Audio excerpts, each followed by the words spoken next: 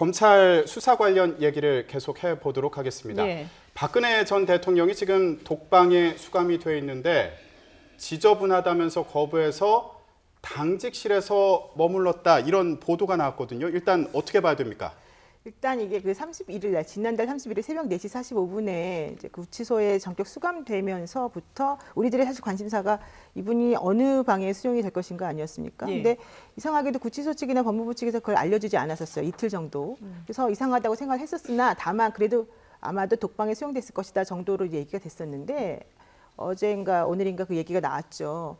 그 도배를 해달라고 하는 요구를 하면서 결과적으로는 당직실에서 잠을 이틀 동안 잤다. 근데 법무부에서는 그런 사실에 대해서, 그러니까 그런 보도에 대해서 그건 사실이 아니다. 그 여자들이 묵는 그 사동에 사무실에서 잠을 잤다. 그리고 도배를 해달라고 얘기했던 것은 사실은 뭐 제대로 된 얘기가 아니다. 일반적으로 그 지저분했기 때문에 이제 그 교도소 내에서 일부러 했던 것이고 또 하나는 이분이 그 전직 대통령의 신분이기 때문에 경호나 경비 차원 내에서 사실은 이런 것들이 필요해서 당직 사무실에 잠을 자게 한 것에 불과하다 이렇게 얘기를 했습니다. 예. 근데 지금 문제가 되는 것은 무엇이냐면은 그럼에도 불구하고 독거실에 그 그러니까 피의자가 수용되지 못할 상황이 생긴다면 혼거실에 수용하게 되어 있지 당직 사무실 같은 데는 사실은 잠을 잘 수가 없습니다. 왜냐하면 거기는 시건 장치가 제대로 되어 있지 않기 때문에 사실은 정말 어디를 그러니까 도망치려고 생각한다면 얼마든지 가능한 것이고 또 CCTV 같은 것들로 그 사람을 감시할 수 없는 부분이 있거든요. 그러니까 그런 일련의 행동들이 뭐 그러니까 당직실에서 잠을 잤건 아니면 사무실에서 잠을 잤건 간에 일종의 너무너무 큰 특혜였고 특히 그것은 있으면 안 되는 특혜다 이런 식으로 지금 얘기가 되고 있는 건데요. 네. 그럼에도 불구하고 이제 이 박근혜 전 대통령 입장에서 보자면은 본인은 아직까지 형이 확정된 것도 아니고 기소가 된 것도 아니고 또 전직 대통령 신분이기 때문에 경호나 경비를 할 수밖에 없는 구조였기 때문에 또 다른 일반 죄수들하고 같이 혼거실을 사용하게 하는 건 조금 부적절한 면도 사실은 있는 거거든요. 그래서 아마도 이제 그런 것들 때문에 지금 논란이 되고 있는 것 같습니다. 법적으로 봤을 때는 문제가 없는 건가요? 그러니까 법적으로 봤을 때는 아까 말씀드린 대로 그 독거실에 사용할 수 없는, 그러니까 독거실에 그 거주할 수 없는 사정이 생겼다라고 한다면 혼거실을 이용하게끔 되어 있는 규정만 있을 뿐이지 있고, 예. 다른 곳에 있으면 안 된다, 뭐 된다 이런 얘기는 없지만 그럼에도 불구하고 모든 죄수들은 다 그런 식으로 뭐 교도관들이 잠을 자는 당직실이라든가 사무실에든 잠을 잘 수 없는 게 기본입니다. 지금 뭐 여러 가지 논란이 일고 있는데 이것뿐만이 아니라 지금 박근혜 전 대통령 혈액 검사를 할 때 최순실 씨 이름으로 검사를 받았다 이런 증언이 또 나왔습니다. 네. 지금 병원 간호사의 입을 통해서 네. 나온 얘기 같은데요. 오늘 뭐 재판 과정에서 증인으로 출석했던 차원병원의 윤모 간호사의 증언인 것 네. 같습니다. 그러니까 2011년도 같은 경우는 박근혜 전 대통령이 한나라당 의원 시절인데 이때 이제 최순실 씨가 같이 왔던 뭐 여러 가지 증언들을 하고 있고 또 2013년도에는 결국 그 박근혜 전 대통령의 혈액을 반출하는 사건들에 대해서 이영선 전 행정관이 이제 운반하는 과정들에 대한 증언을 했던 것으로 보여지는데요. 네. 사실 여지까지 뭐 의료법 위반 행위에 대한 여러 가지 얘기들도 있었었고 특히나 이 대통령의 혈액이라고 하는 거는 국가의 굉장히 중요한 기밀 중에 하나라고 볼 수 있는 것들에 대한 반출에 대해서 그동안은 이제 반신반의했던 내용들이 있었던 건데 재판 과정의 증언들을 통해서 어느 정도 일정 사실로 드러난 측면이 보이고요. 예. 이영선 뭐 행정관 같은 경우는 이러한 의료법 위반 행위들에 대해서 방조했던 부분들에 대해서 과연 재판 과정 최종 심판 결과가 어떻게 나올지는 좀 궁금한 대목입니다. 예. 지금은 이영선 경호관, 이영선 전 행정관의 재판에서 이제 이런 내용들이 나왔는데 이영선 전 행정관이 뭐 대포폰 관련해서도 차량폰에 대해서도 본인이 개통을 해준 게 맞다라고 다 인정을 했더라고요. 근데 저게 전기통신법 위반인데요. 예. 그 본인 명의로 된 핸드폰 같은 걸 사용해야 되는 거지 차명폰을 개설해주면 안 되는 거지 않습니까? 그러니까 본인이 차명폰을 개설해준 것 자체는 인정을 했습니다.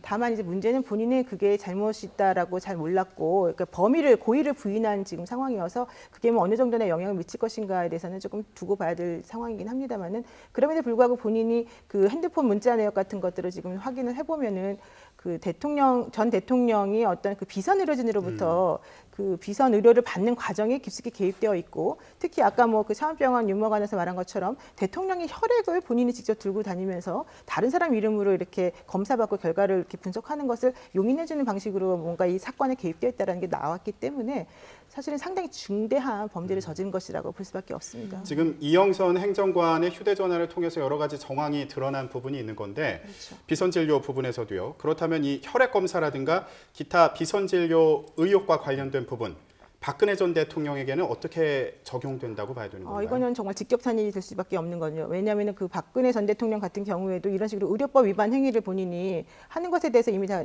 알고 있었을 것이고 다 네. 동의를 했기 때문에 이런 일이 벌어진 거 아니겠습니까? 그러니까 대통령이라고 하는 분은 사실은 한 나라의 건강에서 가장 중요한 그 1급 비밀이에요. 건강 정보가.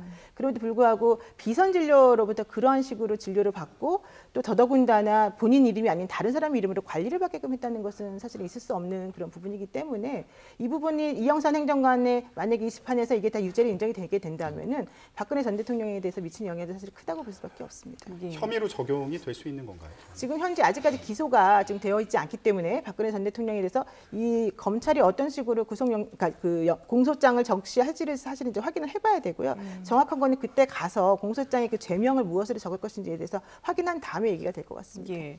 변호사님께 한 가지 더 질문을 드리겠습니다. 지금 고영태 씨의 그 구속 전 피의자 신문이 이루어지고 있는데요. 글쎄요, 이 구속영장 청구도 사실 뭐 좀 신속하게 이루어졌고 발부 여부 가능성은 어떻게 보십니까? 이제 사실 체포적부심이라고 하는 거를 이제 어제 했는데 했었죠. 그게 안 받아들여졌는데 예. 그 얘기는 무슨 얘기냐면 법원이 체포영장을 발부한 걸 가지고 이 고영태 씨에게 가서 집행을 하려고 했는데 본인이 나오지 않았기 때문에 할 수 없이 문을 뚫고 들어가서 뭐 한 거다 이런 얘기였거든요. 예. 그래서 법원에서 그걸 인정을 해줬단 말이죠. 검찰이 잘했다라는 식으로. 근데 구속영장이라고 하는 건 또 약간 좀 다릅니다만은 어제 얘기했었던 것보다 더 혐의가 많다라고 지금 검찰에서 얘기를 하고 있습니다. 하나는 그 배임 알선 수재 관련해서 2천만 원 받았다는 부분하고 예. 또 하나는 그 투자 사기 관련해서 8천만 원을 뭐 좀 사기 혐의에 연루돼 있다는 부분 그리고 또 하나는 이제 그 도박에 연루돼 있다는 부분은 세 가지 부분인데요. 예. 사실 이제 일반적으로 2천만 원, 8천만 원 그리고 도박했다 이런 정도를 가지고 사실은 그 사람에 대해서 이렇게 구속영장까지 청구하고 체포까지 하는 경우는 그렇게 많지는 않거든요. 이제 왜냐하면 이분이 그 이전에 그런 식의 죄들이 많아서 전과가 많았다 그러면 모르는데 예. 그게 아니라고 한다면은 사실은 약간 조금 이제 일반적인 사람들에 비해서는 중하게 이제 얘기가 되는 건데 그게 아마도 법원 입장에다가 그 검찰은 법원에다 그렇게 얘기할 것 같아요. 이 고영태 씨가 가지고 있는 이 사건에서의 그 중요한 역할이라던가 이 사람이 가지고 있는 여러 가지 정보 같은 것들을 고려해봤을 때 바깥에 내보내주게 되면은 큰 문제가 생길 것이다라는 식으로 얘기를 할 것 같단 말이에요. 네. 근데 그 말을 우리가 선뜻 수긍하기 조금 어려운 부분은 그동안에 고영태 씨는 몇 달 동안을 계속해서 본인이 바깥에 있으면서 여러 가지 정보를 주고 왔다 갔다 했었고 네. 이 사건 같은 경우도 이 사실 혐의도 사실 경찰에서 무혐의 처분으로 송치가 되었던 내용이었거든요. 그러니까 그런 것들이 어느 정도는 소명을 잘 될지 예. 좀 확인을 해봐야 되겠습니다. 지금 변호사님께서 간단하게 말씀은 해주셨는데 고영태 씨와 관련해서 지금 혐의들을 두고 볼 때 이게 국정농단 사태와 직접적인 연관은 없는 거 아니냐 이러면서 네. 여러 가지 얘기가 나오고 있는 건데 이러다 보니까 지금 일단 구속해놓고 국정농단 사태와 관련된 뭔가 다른 부분을 보려는 거 아니냐 이런 얘기도 있거든요. 어떻게 그렇죠. 봐야 됩니까? 현재 뭐 세 가지 혐의 중에 한 가지는 국정농단과 관련이 있죠. 인천 세관장 인사에 개입한 부분들은 고영태 씨가 최순실의 힘을 얻지 않고서는 할 수 없는 부분들이기 때문에 여기에 대해서 명확한 거로 보입니다. 다만 이제 이러한 내용들에 대해서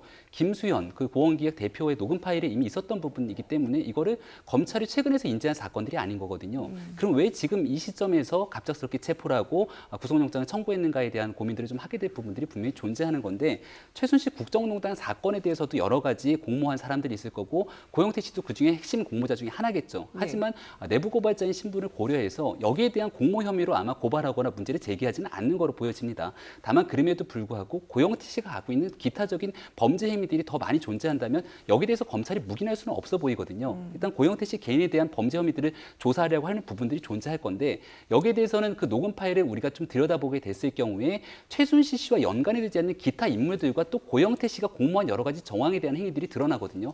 과연 거기에 대해서 검찰이 어디까지 수사할 것이고 또 기소하게 될지에 대한 여부는 좀 지켜볼 필요 있는 것 같습니다. 예. 자, 그리고 검찰이 오늘 소진세 롯데 사장도 소환을 해서 조사를 했는데요. 이 부분은 어떻게 들여다봐야 이 됩니까? 부분도 약간 조금 애매한 부분이 있습니다. 예. 왜냐하면 SK 같은 경우에는 요구는 받았고 약속도 했지만은 돈이 지급되지 않았으니까 불구속으로 가닥을 잡는 게 아니냐라고 하는 입장이 하나가 있고요. 네. 롯데 같은 경우에는 70억을 이미 지급했다가 돌려받았기 때문에 그렇죠. 이미 행위가 이루어졌으니까 뇌물공여로 불구속 기소를 하겠다라는 입장이다라고 지금 알려져 있거든요.